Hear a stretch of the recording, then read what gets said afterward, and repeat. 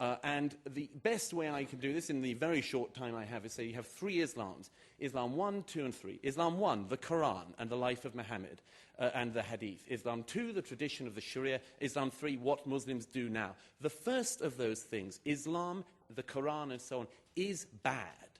It is bad. There is a lot of violence in it. And what's worse, the peaceful verses are superseded by the violent verses. The violent verses also, sadly, are more numerous in number. Then you've got the life of Muhammad. Again, a bad man.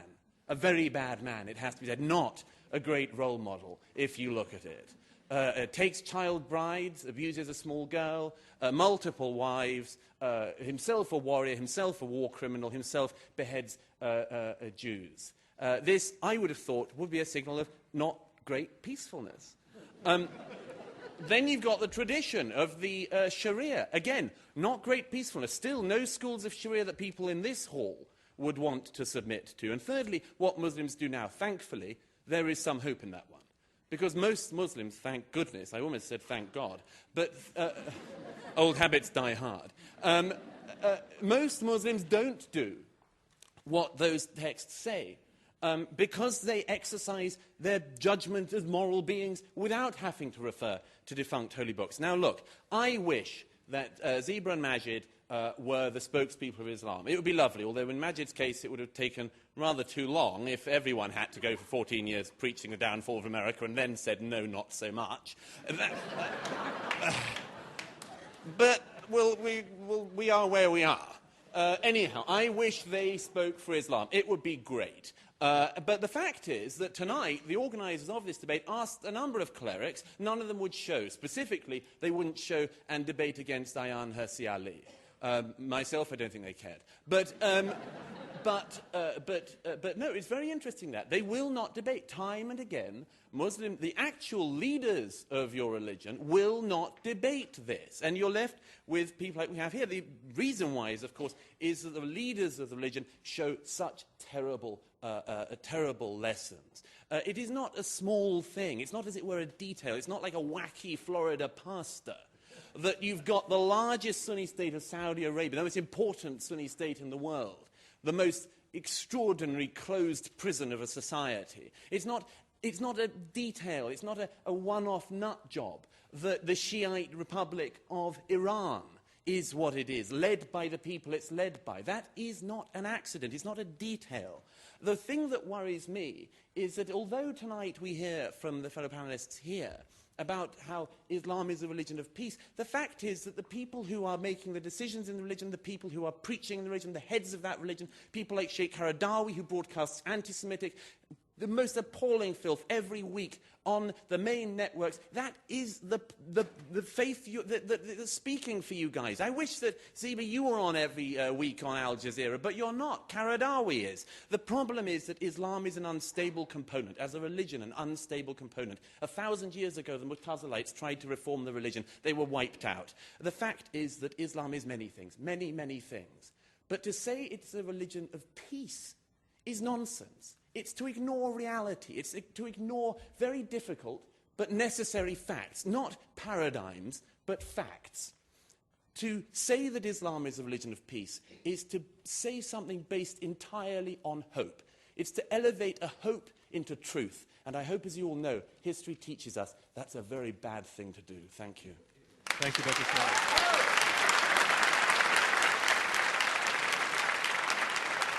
And that concludes round one of this Intelligence Squared U.S. debate.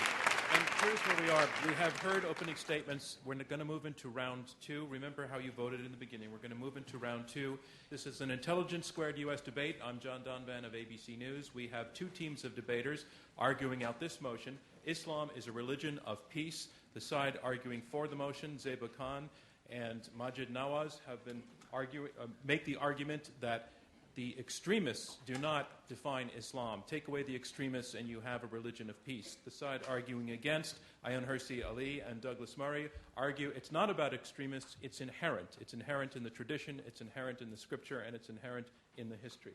And to the question of the notion, Ayaan Hirsi Ali, of this not just being about extremists, you concede that there are extremists, but that's you say not the problem. What about your opponents? What about your parents? What about Muslims you know who do not adhere to a violent form of religion? Are they, if there's something about the faith themselves, are they embracing spiritually something that is morally an illusion? Well, my parents and people like my respectful opponents here are ignoring the basic tenets of their religion. When Muhammad, the founder of the religion, called out to all Muslims, and that's how he won most of his wars, by saying, I have been ordered, and all believing men have been ordered to attack and kill and maim anyone unless they testify, unless all men testify to the fact that Allah is the one and only, Muhammad is his messenger. My father disobeys that. Majid Nawaz tried to obey that first and then stopped obeying it, but the fact that that scripture is there and that history of militarism is there belies the notion that Islam is a religion of peace. The point I want to make is Islam is a religion, when you take the scripture, that can be employed to wage war, and Islam as a civilization has known periods of peace, but you cannot, if you pay attention to that history, pay attention to the evidence, continue to say that Islam is a religion of peace. No monotheistic religion is a religion of peace. No monotheistic religion is only a religion of war. It is both. But in Islam, and that's why we're debating it in the 21st century, there are more occurrences of violence and war and strife and subjection of women than there are in other religions. And my point, our point is, let's not deny it, because by denying it, we don't solve the problem. Let's admit it, and then as intelligent people, take it from there. What is to blame on external factors? Let me what go is to your, to blame your on the opponent, inside? Majid Nawaz, who was an extremist, now an anti-extremist. Majid, respond. So, forgive me for the assumption, Ayan. It's a pleasure to be on the panel with you, by the way, but forgive me for the assumption, but do you speak Arabic? Have you studied Arabic grammar? And I'm asking for a purpose which, if you do give me the chance to explain, I will. But first of all, just let me ask you that question. I don't speak it as well as you do. And I want to know where the question is going before I give a full answer to that.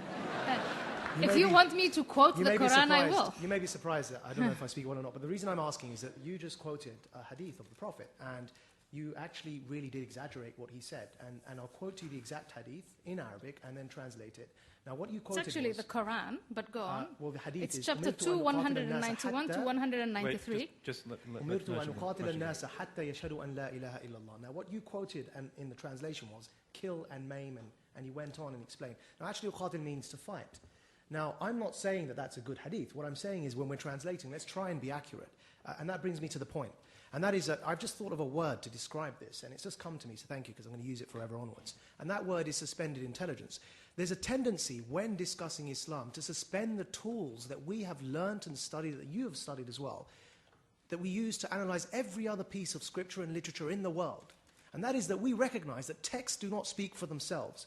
We recognize that when we interpret scriptures and texts and books and poetry, that they are contextualized, that we have methodologies to approach them. When we're reading Shakespeare, when we're reading anything, we recognize that there's a way to interpret text, and there are schools of thought and differences over how to approach texts. Now, if we contextualize Martin Luther and say the Reformation was a good thing, despite the fact that he said, kill and slay the peasants, wherever you find them, when they followed Thomas Müntzer, when he was calling for not just breaking away from the papal authority, but also for rebelling against the monarchies and the dictators that they found themselves in. Martin Luther sided with the tyrants against Müntzer and said, kill the peasants wherever you find them. Despite that, I'm prepared to say the Reformation was a good thing. And the reason I'm prepared to say that is that Martin Luther must not be judged by the standards of civilization that we, after an accumulation of thousands of years, have arrived at. He must be judged by the standards of civilization that were around during his time. And that's how society evolves. And we recognize that for every other faith and for every other piece of literature, yet when it comes to Islam, somehow we want to suspend Douglas Murray. what we've learned about that and quote verbatim from text. Yes, we read things in their context. I mean, you read Chaucer in context. Chaucer doesn't have followers.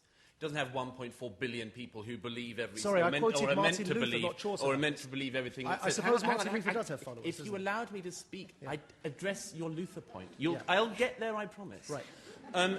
You don't have followers of Shakespeare who insist on, or are meant to be insisted on line by line following everything Shakespeare did and believing everything he wrote. That's because it's literature. Actually, what's happening, Majid, is you've put your finger on the problem. Absolutely. It's not us that isn't applying the rigorous critical faculties. We're applying them to the Quran as we would to any other work of literature. You're not, because you can't. And the final thing on that, what do you mean he can't? What do you mean that he can't, Douglas? Well, because Majid knows very well that Majid if is a he's... believer. that And if he's believers through- are not allowed to contextualize the Sorry, text. Is that can true? I bring you back to my question? What But about wait, Martin is Luther? that Because point true? if you were, Well, if if- you were if- allowed to just a moment, contextualize, you would say some Is- of the things that Right. Muhammad did is crap. If You would say some of Yeah. the things Majid, is it things true was that you great. cannot- So you you cannot- contextualize. Is it that true? no, it's not true.